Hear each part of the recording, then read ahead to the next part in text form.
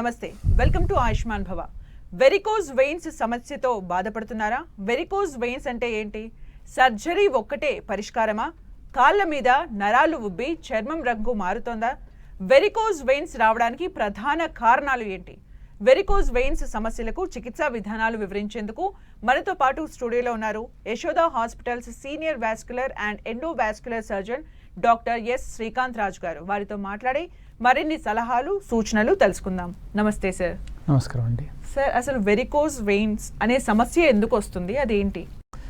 Varicose veins అనే సమస్య ఎందుకు వస్తుంది అంటే అది చాలా కారణాలు ఉంటాయి. అంటే ఇప్పుడు ఉన్న మన బిజీ ప్రపంచంలో మనకేంటంటే సెడెంటరీ లైఫ్ స్టైల్ చాలా ఎక్కువగా మారిపోయింది. అంటే మనకు అన్ని రకాల వసతులు అనేది ఇంట్లో ఏర్పాటు అవుతున్నాయి. ఏది మనం బయటికి వెళ్ళి చేసుకోవాల్సిన అవసరం లేదు. అంటే మనకు కార్లు, బస్సులు, ర్యాపిడోలు, Insta, Swiggy, Zomato, mobile banking ప్రతి ఒక్కటి మన ఇంట్లో కూర్చొని చేసుకోవచ్చు. ఏ ఒక్కటి బయటికి వెళ్ళి చేసుకోవాల్సిన అవసరం లేదు. అండ్ మోర్ ఓవర్ ఇంట్లో ఈ మధ్యకాలంలో ఉన్న మన గృహిణులు కానీ ఎవరు కానీ వాళ్ళ ఇంట్లో ఎంత పని చేసినా వాళ్ళందరూ ఏమంటారంటే, సార్ మేము ఇంట్లోనే బాగా ఫిజికల్గా యాక్టివ్ ఉంటాం కదా, మేము సెడెంటరీ ఎట్లయితే సార్ మేము అన్ని పనులు చేస్తున్నాం అంటారు. వాళ్ళ ఇంట్లో ఎంత పనులు చేసినా కానీ వాళ్ళ ఇంట్లో నుంచోనో కూర్చొనో పని చేస్తే కానీ వాకింగ్ అనేది తక్కువగా ఉంటుంది. ఇంకోటి పని పరంగా కూడా మనం చూసుకుంటే, ఇప్పుడు ఫర్ ఎగ్జాంపుల్ మా నాన్నమ్మ చేసినంత పని మా అమ్మగారు చేయలేదు, మా అమ్మగారు చేసినంత పని ఇప్పుడు నా భార్య చేయట్లేదు. అంటే యాజ్ ద జనరేషన్స్ అనేవి మారుతున్నా కొద్దీ, సౌలభ్యాలు పెరుగుతున్నా కొద్దీ కిచెన్లో కూడా పనులు తగ్గుతూ వస్తున్నాయి.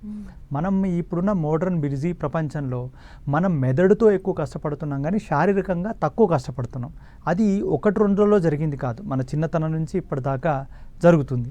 ఒక యావరేజ్ వ్యక్తి రోజు శారీరకంగా ఎంత శ్రమించాలో అంత మనం అందరము శ్రమించట్లేము. కాబట్టి ఇప్పుడు వ్యాధులన్నీ అవి వచ్చే ఏజ్ గ్రూప్తో కంపేర్ చేస్తే చాలా ముందుకు వస్తున్నాయి.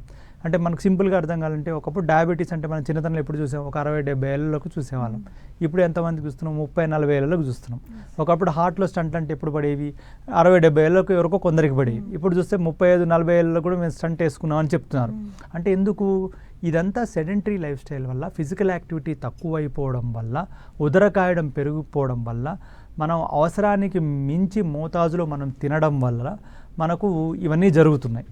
సో ఇవి కల్చరల్గా ఇండియన్ సినారియోలు ఇప్పుడు చెప్పాలి అంటే, we are accustomed with lot of inactivities which we are doing. అంటే అది ఫుడ్ పరంగా కావచ్చు, ఫిజికల్గా కావచ్చు, మెంటల్గా కావచ్చు, సైకలాజికల్గా కూడా కావచ్చు. సార్, వెరికోజ్ వెయిన్స్ వచ్చాయి అని ఎలా గుర్తుపట్టాలి? అందరికీ సింటమ్స్ ఉంటాయా? అంటే యూజువల్గా సిమ్టమ్స్ అనేవి చాలా లేట్గా తెలుస్తుంది. ఎందుకంటే చాలామందికి ఫస్ట్ స్పైడర్ వెయిన్స్ అంటాం, అంటే చిన్న చిన్న దారాలు లాంటి రక్తనాళాలు తొడ మీద, కాళ్ళ మీద కనబడుతుంటాయి. కానీ యూజువల్గా మనం మొహానికో చేతికో ఇంపార్టెన్స్ ఎప్పుడు కాళ్ళకి ఇవ్వం కాబట్టి ఇది ఎప్పుడు మొదలైందని చాలామంది చూసుకోరు. ఈవెన్ మనం స్నానం చేసేటప్పుడు కాళ్ళకు సబ్బు పెట్టుకునేటప్పుడు కూడా మనం కాళ్ళు మనం కరెక్ట్గా చూడం. సో ఈ చిన్న చిన్న దారాలు లాంటి స్పైడర్ వెయిన్స్ ఏవైతుంటో కాలక్రమంలో పెరుగుతున్న కొద్దీ అవి ఉబ్బి పెద్ద పెద్ద రక్తనాళాలుగా బయటికి తేలినట్టుగా కనబడతాయి. ఇవి ఇంకా ఫర్దర్గా ప్రోగ్రెస్ అయితే కాళ్ళలో, పాదం దగ్గర, వాటి దగ్గర వాపులు అనేవి మొదలవుతాయి. అయితే ఇవన్నీ జరిగే వరకు కూడా పేషెంట్ కాళ్ళలో నొప్పులు ఉండవు కాబట్టి వాళ్ళు ఏమనుకుంటారు, ఇది అంటే నొప్పి ఉండదు కాబట్టి వాళ్ళు పెద్ద పట్టించుకోరు. నొప్పి ఎప్పుడైతే మొదలవుతుందో అప్పుడు మా దగ్గరకు వస్తారు. ఆ నొప్పి కూడా ఎలా ఉంటుంది, వెరీ లో గ్రేడ్ నొప్పి ఉంటుంది, భరించలేంత తట్టుకోంత నొప్పి ఉండదు. దానివల్ల ఏమవుతుందంటే పేషెంట్ మా దగ్గరికి వచ్చేసరికి చాలా లేట్ అయిపోతుంది. ఆ నొప్పి ఎప్పుడు వస్తుంది అంటే, కాళ్ళలో కొంచెం ఇన్ఫెక్షన్స్ రావడం, సెల్యులైటిస్ అంటాం, మైక్రో ఇన్ఫెక్షన్స్ వచ్చి కాళ్ళలో నల్ల మచ్చలు రావడం, ఇవన్నీ ఉంటాయి అన్నమాట. కానీ వీటిల్లో కూడా ఆ నొప్పి అనే దాన్ని ఒక్కొక్కరు ఒక్కొక్క రకంగా పర్సీవ్ చేస్తారు. కొందరు చాలా లైట్గా తీసుకుంటారు, కొందరు చాలా ఎక్కువగా కూడా ఊహించుకుంటారు. సో ఇది చాలా లో గ్రేడ్ నొప్పి ఉండడం వల్ల చాలామంది గుర్తుపట్టడమే ఆలస్యంగా మారుతుంది. ఇది ఈ విధంగా నల్లగా అయిన చర్మం దగ్గర ఏంటంటే తెలియకుండా వాళ్ళకు దురద రావడం, గోకడం వల్ల చిన్న చిన్న రక్తనాళాలు ఏవైతే చర్మం కింద ఉంటుందో అది చిట్లడము, అక్కడి నుంచి రక్తం అనేది కారడము, ఇలాంటి జరుగుతుంది.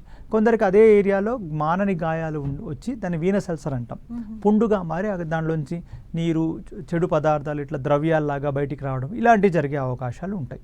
సో ఇవి కామన్గా సిమ్టమ్స్. అంటే అందరూ గుర్తుపట్టకపోవడానికి కారణం ఏంటి అంటే, నొప్పి అనేది చాలా సివియర్గా ఉండకపోవడం, అది వచ్చే ప్లేస్ కూడా లెగ్స్ కాబట్టి ఎక్కువ పట్టించుకోరు. అంటే అది ఏంటి సార్, చెడు రక్తమా, అది ఏంటి, అసలు సర్క్యులేషన్ ఉండకపోవడమా, ఎందుకు వస్తుంది? యూజువల్గా ఏంటంటే అమ్మా, మన బాడీలో 2 రకాల రక్తాలు ఉంటాయి. గుండె నుంచి కాలుకి వచ్చే రక్తాలు, వాటిని ఏమంటాం మన ధమనులు అంటాం. అవి ఏం చేస్తే మంచి రక్తాన్ని గుండె నుంచి తీసుకొచ్చి కాలుకి ఇచ్చేసిన తర్వాత చెడు రక్తం ఏదైతే ఉంటుందో అది వేరే రక్తాల ద్వారా పైకి వస్తుంది. ఈ పైకి వచ్చే రక్తనాళాలను సిరలు అంటాం. ఈ సిరల్లో కూడా 2 రకాలు ఉంటాయి. ఒకటి చర్మం కిందనే ఉండే సిరలు, కండరాల లోపల నుంచి వెళ్ళే సిరలు. కండరాల లోపల నుంచి వెళ్ళే సిరల్లో రక్తం గడ్డగట్టుకుంటే దాన్ని మనం డీవీటీ అంటాం. అదే చర్మం కిందనే ఉండే రక్తనాళాల్లో సమస్య వచ్చి అవి తీసుకెళ్లాల్సినంత రక్తం పైకి తీసుకెళ్లకుండా కాల్లోనే ఉండిపోవడం వల్ల దాన్ని మనం వ్యారికోజ్ వెయిన్స్ అంటాం. అంటే యూజువల్గా ఏమవుతుంది, ఈ రక్తనాళాల్లో రక్తం గురుత్వాకర్షణ శక్తికి అగేన్స్ట్గా రక్తం పైకి పయనించాలి. ఆ పయనించే క్రమంలో ఈ చర్మం కిందనే ఉండే రక్తనాళాలలో నుంచి రక్తం కండరాలలో ఉన్న రక్తనాళాలకు పాస్ అయి అక్కడి నుంచి పైకి వెళ్తుంది. అయితే ఈ చర్మం కిందనే ఉండే రక్తనాళాల నుంచి కండరాల్లో నుంచి వెళ్ళే రక్తనాళాలకు ఆ జంక్షన్ దగ్గర కొన్ని కవటాలు అంటే వాల్వ్స్ లాంటి సిస్టమ్ ఉంటాయి. అదేంది యూని డైరెక్షనల్ ఫ్లో, ఓన్లీ చర్మం కిందనే ఉండే రక్తనాళాల నుంచి కండరాల లోపల నుంచి వెళ్ళే రక్తనాళాలకే అది రక్తాన్ని అలౌ చేస్తుంది ఆ కవటాలు. అయితే కొన్నిసార్లు ఈ కవటాలు ఎప్పుడైతే పాడైపోతాయో అప్పుడు ఏమైపోతుంది, కింది నుంచి మీదికి రావాల్సిన రక్తం కాస్త పైనుంచి కిందికి లీక్ అవుతూ కిందికి వెళ్ళిపోతుంది.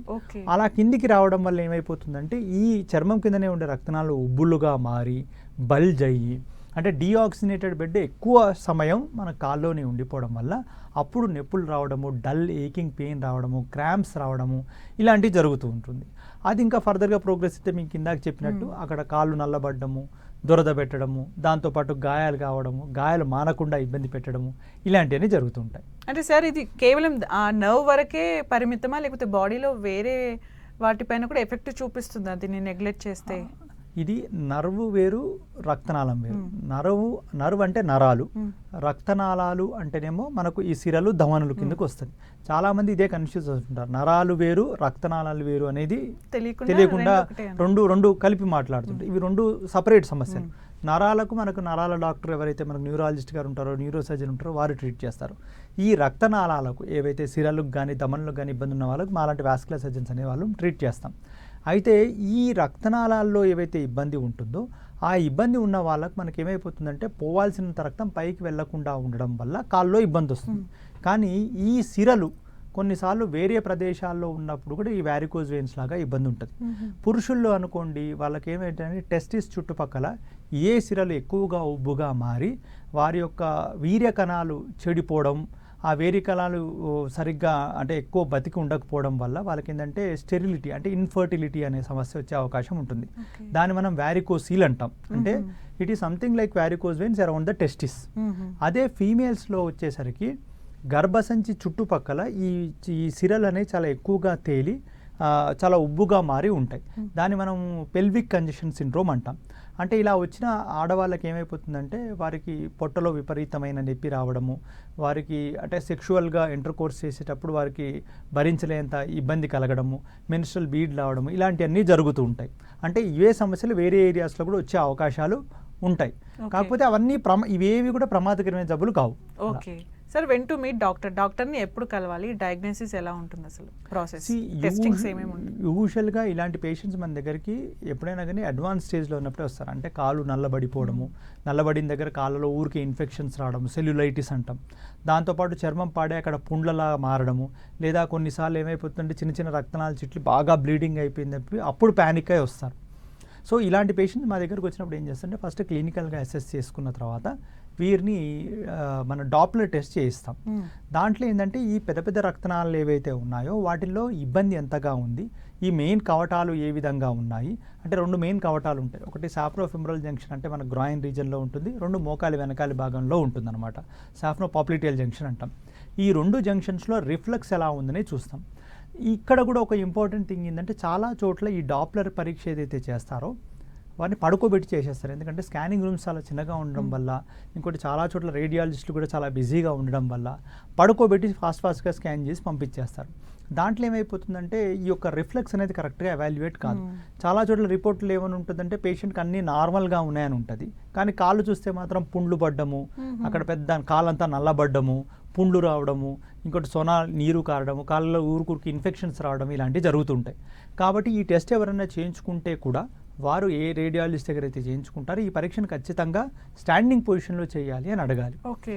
ఒకసారి అది స్టాండింగ్ పొజిషన్లో చేసుకున్న తర్వాత ఎప్పుడైతే కవటాల్లో ఎక్కువగా ఇబ్బందిగా ఉంది అని అర్థమవుతుందో అప్పుడు అలాంటి పేషెంట్స్కి మనం ప్రొసీజర్ సజెస్ట్ చేస్తాం.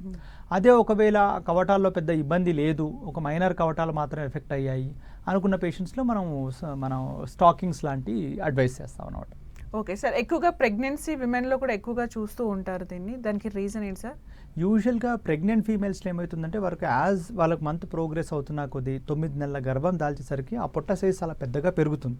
దానివల్ల ఆ బరువు అంతా కాళ్ళ మీద పడడం వల్ల, ఇంకోటి ఆ ఏరియాలో ఎక్కువ ఒత్తిడి జరగడం వల్ల, పైకి వెళ్ళే రక్తం మీద ఎఫెక్ట్ కావడం వల్ల ఈ వారికోజ్ వెయిన్స్ అనేది ఎక్కువగా ఏర్పడే అవకాశం ఉంటుంది. అదే వారికోజ్ వెయిన్స్ ఒకవేళ ప్రెగ్నెన్సీ టైంలో ఉన్నప్పుడు పెద్ద భయపడాల్సిన అవసరం లేదు. కాళ్ళకు స్టాకింగ్స్ లాంటివి వేసుకుంటే సరిపోతుంది. ఎందుకు మనకు వారికోజ్ వెయిన్స్ అనేది ఇందాక మీకు చెప్పినట్టు ప్రమాదకరమైన జబ్బు కాదు. Pregnancy is the first priority మనకు.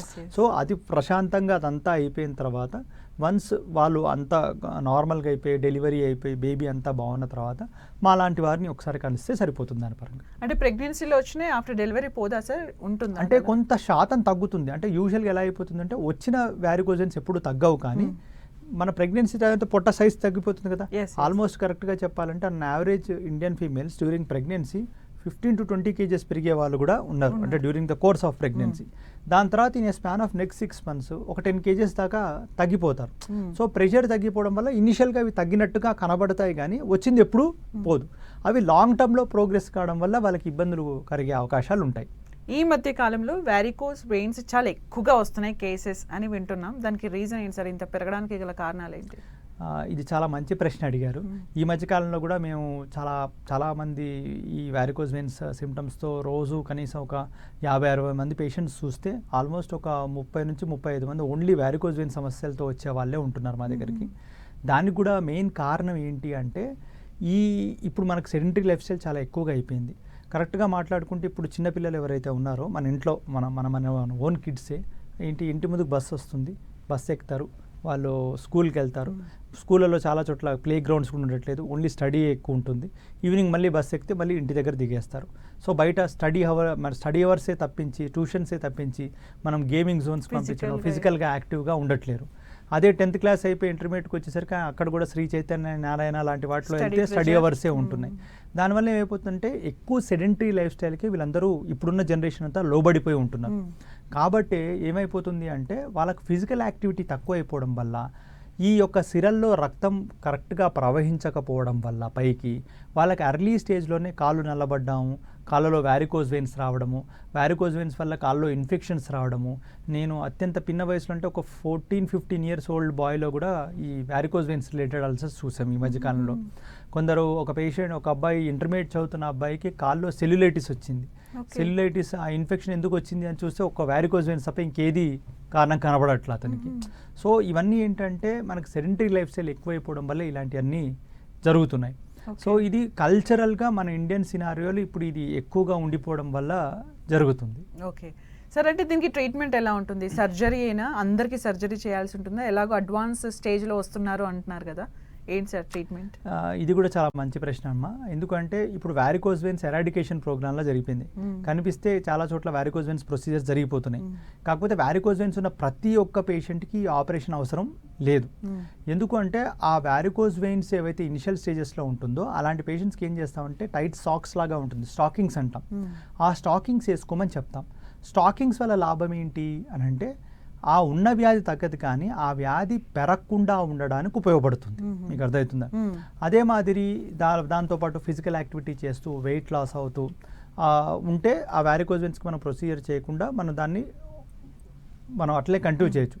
ఇంకొంతమంది పేషెంట్స్కి ప్రొసీజర్ అవసరం ఉంది అనుకుందాం. అంటే ఫర్ ఎగ్జాంపుల్ వాళ్ళకు సాఫ్నోఫిమరల్ సాఫ్నోపాప్లిటియల్ జంక్షన్ రిఫ్లెక్స్ ఉంది, స్కాన్ ప్రకారం మనకు ఆపరేషన్ చేయొచ్చు.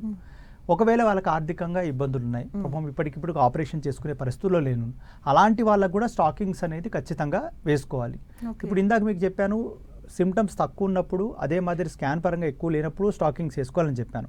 కానీ అక్కడ లాభం ఏంటి? అది అక్కడికి ఆపుతుంది, వ్యాధిని ఆపుతుంది, కానీ అంతకంటే తగ్గించలేదు. అలానే పెరగకుండా చూసుకోవడానికి మాత్రమే ఉపయోగపడుతుంది. కానీ ఎక్కడైతే పేషెంట్స్కి ఆల్రెడీ సిమ్టమ్స్ ఎక్కువగా ఉన్నాయి, అదే మాదిరి స్కాన్లో కూడా ఎక్కువగా ఉన్నప్పటికీ కూడా ప్రొసీజర్ చేసుకునే క్రమంలో స్టాకింగ్స్ వేసుకోవడం వల్ల వీళ్ళకి లాభం ఏంటి అంటే ఆ పెరిగే వేగం ఏదైతే ఉంటుందో అది కొంత నియంత్రణలో ఉంటుంది. Okay. సో దానివల్ల ఏమైందంటే ఆ ర్యాపిడ్ ప్రోగ్రెషన్ ఆఫ్ డిసీజ్ని మనం కొంత నియంత్రించే అవకాశం ఉంటుంది. దాంతోపాటు వీళ్ళు కూడా ఫిజికల్ యాక్టివిటీ చేస్తూ వెయిట్ లాస్ అవుతూ కొంతకాలం ప్రొసీజర్ చేయించుకోకున్నా కానీ అదే మాదిరి వారు కంటిన్యూ చేసుకునే అవకాశం ఉంటుంది. సార్ ప్రాణాంతకం కాదు అన్నారు కాబట్టి నొప్పి లేని వాళ్ళు అలాగే వదిలేస్తే ఏమవుతుంది? ప్రాణాంతకం కాదు అన్నాము అంటే ఇది ఖచ్చితంగా ప్రాణాంతకమైన జబ్బు కాదు. ఇది ఓన్లీ ఒకవేళ వారికోజ్ వెయిన్స్ కొన్న ప్రొసీజర్ చేసినా to improve their quality of life. Quality of life అంటే ఏంటి అంటే కాలు లాగడం, గుంజడం, బరువు ఎక్కడం, కాల్లో ఏదైతే ఇబ్బంది వారికోజ్ వెయిన్స్ వల్ల వస్తుందో అది తగ్గడానికి, ఉన్న నలుపు పోతు కానీ నలుపు అంతకంటే పెరగకుండా ఉండడానికి, అక్కడ పెద్ద పెద్ద గాయాలు కాకుండా ఉండడానికి ఉపయోగపడుతుంది. వెరీ రేర్లీ ఇలాంటి పేషెంట్స్కి ఏమైపోతుందంటే కాల్లో కొంచెం సార్లు ఇన్ఫెక్షన్స్ వచ్చి సెల్యులైటిస్ వస్తే అది వెరీ రేర్లీ ప్రాబ్లమాటిక్గా తయారవుతుంది. సో వచ్చిన ప్రతి పేషెంట్కి ఇమీడియట్గా తీసుకెళ్ళిపోయి మనం ఆపరేషన్ చేసేయాలి అనేది కూడా అబద్ధం. అండ్ రెండు, కొందరు ఏమడుగుతారంటే డాక్టర్ గారు ఇది గుండెకెళ్ళే రక్తం కదా, గుండెకెళ్ళకుండా రక్తం ఉండడం వల్ల నేను చచ్చిపోయే అవకాశం ఉందా, నాకు బయట ఎక్కడో చెప్పారు ఇమీడియట్గా సర్జరీ చేసుకోమని చెప్పారు అని చెప్తారు. అవన్నీ అబద్ధాలు.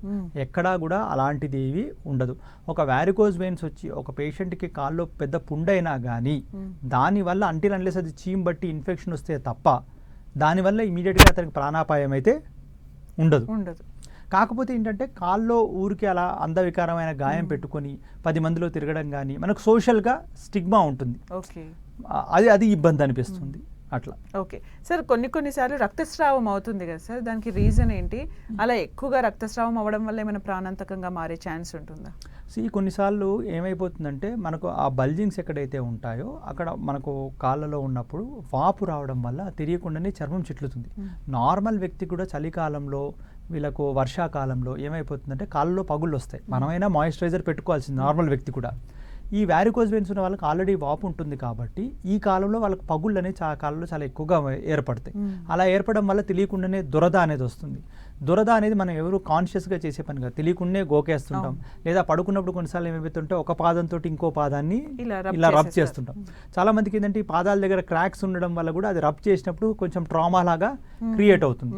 అలా మన గోర్ల వల్ల కావచ్చు, ఈ హీల్ దగ్గర ఉండే ఆ యొక్క క్రాక్స్ వల్ల కావచ్చు, ఎక్కడైతే రక్తనాళాలు చర్మం కిందనే ఉంటాయో అక్కడ అలా గోకుడు మనం గీకినప్పుడు ఏమైపోతుందంటే అక్కడి నుంచి చర్మం చిట్లి అక్కడి నుంచి రక్తం కారే అవకాశం ఉంటుంది. కానీ అలా రక్తం చూసాం కదా అని భయపడాల్సిన అవసరం ఏమీ లేదు. అదేమీ ప్రాంతకమైన పని కాదు. ఇమీడియట్గా అలా జరిగినప్పుడు ఏం చేయాలంటే పేషెంట్స్ ఎక్కడైతే బ్లీడింగ్ వస్తుందో 2 బటన్ వేళ్ళతో దాన్ని గట్టిగా పట్టుకొని ఒక 5 నిమిషాలు పేషెంట్ పడుకోబెట్టి కాలు కొంచెం పైకెచ్చి ఒక 5 మినిట్స్ అంతే గట్టిగా పట్టుకొని నుంచోవాలి. ఒక 5 నిమిషాలు అయితే యూజువల్గా most of the times bleeding అనేది తగ్గిపోతుంది. దాని తర్వాత మా అలాంటి వాస్కులర్ సర్జన్ వాళ్ళు వచ్చి కలిస్తే సరిపోతుంది. అదేం ఎమర్జెన్సీ కాదు. మా దగ్గరికి ఇలాంటి మీరు చెప్పిన పేషెంట్స్ కొన్నిసార్లు సడన్గా మాకు ఎమర్జెన్సీకి నైట్ టైం వచ్చేసి ప్యానిక్ అయిపోయి ఉంటారు. ఎందుకంటే బ్లడ్ ఎప్పుడు చూడని వాళ్ళు సడన్గా చూసినప్పుడు మొత్తం ఫ్లోరింగ్ అంతా బ్లడ్ అయిపోయినప్పుడు వాళ్ళు భయపడుతుంటారు. అంటే ఏం చెయ్యాలి అని చాలా మందికి తెలియదు. ఇప్పుడు నేను చెప్పినట్టు అలా ప్రెషర్ ఇచ్చి ఒక 5 నిమిషాలు ఉంచారనుకుంటే most of the time bleeding తగ్గిపోతుంది. సో ప్యానిక్ అవ్వాల్సిన అవసరం లేదు. కాకపోతే ఫ్యూచర్లో దాన్ని ఏ విధంగా మనం ట్రీట్ చేయాలనేది మాత్రం ఖచ్చితంగా చూసుకోవాలి. ఇప్పుడు అందులో ఉన్న రక్తం చెడు రక్తం అనుకోవాలా సార్? రెగ్యులర్ చెడు రక్తం మంచి రక్తం కదా, మంచి రక్తమే. కాకపోతే ఏంటంటే మనం ఎందుకు ఆ మాట అంటాము అంటే మనకు గుండె నుంచి మనకు దమనుల నుంచి వచ్చే రక్తాన్ని మంచి రక్తం అంటాం. ఎందుకు? అది ఆక్సిజనేటెడ్ బ్లడ్, అంటే ఆక్సిజన్ ఉన్న బ్లడ్. దాంట్లో మనకు చాలా రకాల విటమిన్స్, మినరల్స్, మనకు కావాల్సిన బాడీకి కావాల్సిన ప్రతి ఒక్కటి అందులో అందుతుంది. అందిన తర్వాత ఈ డీఆక్సినేటెడ్ బ్లడ్ ఏదైతే ఉంటుందో అది సిరల ద్వారా మళ్ళీ పైకి వస్తుంది. దాన్ని చెడు రక్తం అంటారు. చెడు రక్తం అన్నంత మాత్రాన అది చెడిపోయిన రక్తం ఏం కాదు. అదే తప్పు. ఇంకో ప్రశ్న కూడా మీరు అడిగిన దాంట్లో ఈ చెడు రక్తాన్ని తీసేయడానికి కొందరు ఏంటంటే జలగల ద్వారా కూడా ట్రీట్మెంట్ ఇస్తారు. ఇప్పుడు జలగలు ఏం చేస్తాయి, మనకు ఎప్పుడైతే పట్టుకుంటాయో మన బ్లడ్ సక్ చేసుకొని తీసేస్తాయి. అవి ఎక్కడ పెడుతున్నారు చాలా మంది, ఈ యొక్క సిరలు ఏవైతే బయటకు పెద్ద పెద్ద సిరలు ఉంటాయో దాని మీద పెడతారు. దాని మీద పెట్టి దాన్ని ట్రీట్మెంట్ అంటున్నారు. కానీ అది ట్రీట్మెంట్ కాదు. ఎందుకు ట్రీట్మెంట్ కాదు? నువ్వు సిరల మీద పెట్టి రక్తం అది పీల్చుకొని ఆ జలగ తింటే దానివల్ల మనకు ఎలా పుండు తగ్గుతుంది, మనకు ఎలా సిరలు తగ్గుతాయి? అది అబద్ధం కదా. దానికి మనం ఇండైరెక్ట్ గా మన బ్లడ్ వాళ్ళకి ఇస్తున్నట్టు. ఇంకోటి ఆ జలగ పట్టుకుని అక్కడ ఎక్కడైతే తింటుందో ఆ ఏరియాలో గాయాలు వచ్చి పుండ్లు వచ్చి కాళ్ళకు కూడా ఇబ్బంది వచ్చే అవకాశాలు, ఇన్ఫెక్షన్స్ వచ్చే అవకాశాలు కూడా ఉంటాయి. కొందరు పేషెంట్స్ ఆ ఇన్ఫెక్షన్స్ తో మా దగ్గరికి వస్తున్నారు. సైంటిఫిక్ గా ప్రూవ్ అయింది ఏంటిది, సిరలు పైకి వెళ్లాల్సిన రక్తం వెళ్లకుండా కాల్లోనే ఉండిపోవడం వల్ల మనకు జరుగుతుంది. ఆ రక్తాన్ని మనం ఒక జలగకి ఇచ్చినంత మాత్రాన ఆ వ్యాధి ఎలా తగ్గుతుంది? సాల్వ్ అవ్వదు. సో దానివల్ల ఇంకా ఎక్కువ చెడే జరుగుతుంది కానీ మంచి జరగదు. ఓకే సర్జరీస్ అంటే ఏమేమి ఉంటాయి సార్? అంటే ఏమైనా అందులో టైప్స్ ఉన్నాయా? అడ్వాన్స్డ్ ఏమైనా ఉన్నాయా సార్? అవునమ్మా, ఇప్పుడు చాలా అడ్వాన్స్ వచ్చాయి. ఒకప్పుడు ఒక 15-20 ఏళ్ల క్రితం మనం కరెక్ట్గా మాట్లాడుకుంటే ఈ ఆపరేషన్ అంటే చాలా పెయిన్ఫుల్ ఆపరేషన్లా ఉండేది. ఓకే. ఎలా ఉండేది అంటే వెనుపూసలో సూదిచ్చి ఆపరేషన్ చేయాలి, కాలు మొత్తం కోసే ఆపరేషన్ చేయాల్సి వచ్చేది, వారం రోజులు హాస్పిటల్ అడ్మిట్ అయి ఉండాల్సి వచ్చేది, 3-4 వారాలు బెడ్ రెస్ట్ తీసుకోవాల్సి వచ్చేది, కాళ్ళ మీద అగ్లీ స్కార్స్ మిగిలిపోయేవి. ఇంకోటి రికరెన్స్ కూడా ఆల్మోస్ట్ 30-40% ఎక్కువగా వాటిల్లో ఉండేది. ఇప్పుడు మనం ఏ టెక్నిక్ చేసినా కానీ ఇప్పుడున్న మోడర్న్ ప్రపంచంలో చాలా అత్యాధునికమైన పరికరాల ద్వారా చేస్తున్నాం కాబట్టి it's like a day care. ఉదయం ఎలాగైతే హాస్పిటల్కి నడుచుకుంటూ వస్తారో పేషెంట్, ప్రొసీజర్ తర్వాత తనంతా తాను నడుచుకుంటూ ఇంటికి వెళ్ళిపోవచ్చు. ఇంటికి వెళ్ళేటప్పుడు అంబులెన్స్ తీసుకెళ్ళాలి, 10 మంది హెల్ప్ చేయాలి, ఏం పని చేయకుండా బెడ్ రెస్ట్ తీసుకోవాలి, అలాంటిది ఏమీ లేదు. ప్రొసీజర్కి ముందు వారు ఏ విధంగా అయితే అన్ని పనులు చేసుకున్నారో ప్రొసీజర్ తర్వాత కూడా వాళ్ళు అన్ని పనులు హ్యాపీగా చేసుకోవచ్చు. ఈవెన్ ఆఫీస్కి వెళ్ళే వాళ్ళు ఉంటే నెక్స్ట్ డే నుంచి ఆఫీస్కి కూడా వెళ్ళొచ్చు. మీరు ఏదో దీనికి ఏదో సిక్ లీవ్ అప్లై చేయాలి, అలాంటిది ఏమీ ఉండదు. ఇప్పుడు మనకు ఈ మోడర్న్ టెక్నిక్స్ ఎన్ని రకాలు ఉన్నాయి అంటే మనకు వరల్డ్ వైడ్గా చూసుకుంటే ఫేమస్గా టెక్నిక్స్ వచ్చేది లేజర్ సర్జరీ అంటాము, రేడియో ఫ్రీక్వెన్సీ అబలేషన్ అంటాము, ఇప్పుడు లేటెస్ట్గా సూపర్ గ్లూ థెరపీ అని వచ్చింది. ఈ మూడు ఏంటంటే ప్రపంచవ్యాప్తంగా మనం చేసే different type of varicose veins procedures. ఇవన్నీ కూడా డే కేర్ లాగా జరిగిపోతాయి. చిన్న నీడిల్ ద్వారా ఏదైతే రక్తనాళంలోకి పెట్టి ఒక వైర్ లాంటిది మన చర్మం కింద పెట్టి ప్రొసీజర్ చేస్తాం. సో ఇదంతా పెయిన్ఫుల్ ప్రొసీజర్స్ ఏమీ కాదు, చాలా సింపుల్ ప్రొసీజర్స్ ఇప్పుడు వచ్చినాయి అన్నీ కూడా. ఒక్కసారి ప్రొసీజర్ చేసుకుంటే ఇంకా ఫ్యూచర్లో రాదా సార్ ఆ సమస్య? ఇది ఎలా వచ్చే వ్యాధి అంటే మనకు వంశపారంపర్యంగా వచ్చే వ్యాధి. వంశపారంపర్యంగా వచ్చే వ్యాధులకు శాశ్వత పరిష్కారం ఉండదు. అంటే ఫర్ ఎగ్జాంపుల్ లైక్ డయాబెటీస్ ఉంది, అదేమన్నా జ్వరం లాగే రోజు టాబ్లెట్ వేసుకున్నాము రేపటి నుంచి తగ్గిపోతుంది, అలా కాదు కదా. రోజు టాబ్లెట్ వేసి మనం మేనేజ్ చేస్తాం. కానీ వారికోజ్ వెయిన్స్ విషయానికి వచ్చేసి టాబ్లెట్ ఫార్మ్ ఆఫ్ ట్రీట్మెంట్ అంతగా ఏమీ లేదు. దానికి 2 ట్రీట్మెంట్స్. ఒకవేళ ఇనిషియల్ స్టేజెస్లో ఉంది అంటే మనం స్టాకింగ్స్ ఇస్తాం. అదే కొంచెం ఎక్కువగా ఉంది అన్నప్పుడేమో ప్రొసీజర్ చెప్తాం. సో యూజువల్గా ఇది ఏంటి అంటే మళ్ళీ వచ్చే అవకాశాలు కొంత ఉంటాయి. అంటే ఎందుకు, ఇది జన్యుపరంగా వచ్చే వ్యాధి కాబట్టి. అంటే ఇప్పుడు ఏదైతే మెయిన్గా పెద్దగా ఉన్న రక్తనాళాలకి మనం ప్రొసీజర్ ద్వారా ట్రీట్ చేస్తాం. ఇప్పుడు సన్నగా ఉన్న కొన్ని రక్తనాళాలు కొన్ని సంవత్సరాల తర్వాత మళ్ళీ పెరిగే అవకాశాలు కూడా ఉంటాయి. సో అలా కాకుండా మనకు ఉండాలి అంటే ఏం చేయాలి, ఒకసారి ప్రొసీజర్ అయిపోయినప్పటికీ మనం ఒకవేళ ఉదరకాయం ఎక్కువగా ఉంటే బరువు తగ్గించుకోవాల్సిన అవసరం ఉంటుంది. ఫిజికల్ యాక్టివిటీ సరిగ్గా చేయకపోతే ఫిజికల్ యాక్టివిటీస్ రెగ్యులర్గా అంటే walking, jogging, running, cycling, yoga ఇలాంటిది ఏదో ఒక రకమైన యాక్టివిటీ రెగ్యులర్గా చేసుకోవడం ఉండాలి. ఇవి 2 చేయట్లేరు. కొందరు బద్ధకానికో వేరే ఏ రీజన్ వల్ల కావచ్చు, వాళ్ళ బిజీ లైఫ్ స్టైల్ వల్ల కావచ్చు. స్టాకింగ్స్ మోకాలి కింది భాగం వరకు రెగ్యులర్గా వేసుకోగలగాలి. ఎందుకంటే మనం ఎక్సర్సైజ్ చేయట్లేదు, వెయిట్ కంట్రోల్ చేయట్లేదు అన్నప్పుడు ఏదో విధంగా మనం మేనేజ్ చేయాలంటే వేసుకోవడం వల్ల ఏం జరుగుతుంది సార్? వేసుకోవడం వల్ల ఏంటంటే ఇట్స్ మెడికేటెడ్ స్టాకింగ్స్ అంటాం. అంటే టైట్ సాక్స్ ఉంటుంది. ఆ సాక్స్ ఇలా కంప్రెస్ చేయడం వల్ల ఏమైపోతుందంటే వెయిన్స్లో బ్లడ్ ఎక్కువగా ఆగకుండా మన గుండె వైపు ప్రయాణించడానికి ఎక్కువ ఆస్కారం ఉంటుంది. ఎందుకు, మన కాఫ్ మజిల్స్ అనేది పెరిఫెరల్ పంప్స్ అంటాం అమ్మ. మనకు సెంట్రల్ హార్ట్ ఏమో గుండె ఇక్కడ ఉంటుంది, కాళ్ళకు గుండె లాంటిది ఏంది పిక్క కండరాలు.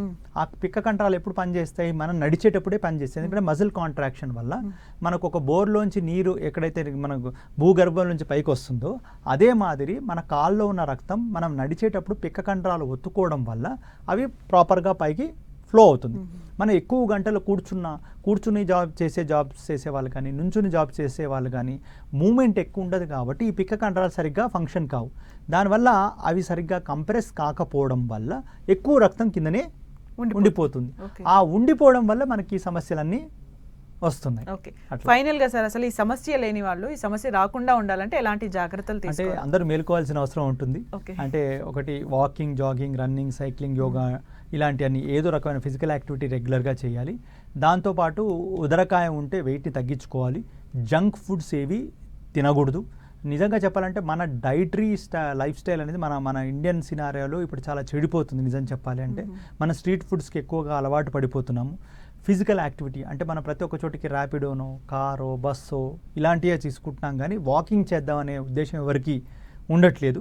వాకింగ్ కానీ, సైక్లింగ్ కానీ ఇలాంటివి రెగ్యులర్గా చేసుకోవడం, some sort of physical activity. అంటే కొందరికి షటిల్ ఇష్టం, కొందరు క్రికెట్ ఇష్టం, ఏదో రకమైన ఫిజికల్ యాక్టివిటీ రెగ్యులర్గా చేసుకోగలిగితే బెటర్గా ఉంటుంది. Okay, thank you so much sir. నేను అడిగిన ప్రశ్నలన్నింటికి కూడా ఆన్సర్ చేసినందుకు థ్యాంక్ యూ సో మచ్. నమస్కారం. చూశారు కదండి, ఇది వాళ్ళ ఆయుష్మాన్ భవ కార్యక్రమం. మరో అంశంతో మళ్ళీ కలుద్దాం. Keep watching 10 TV.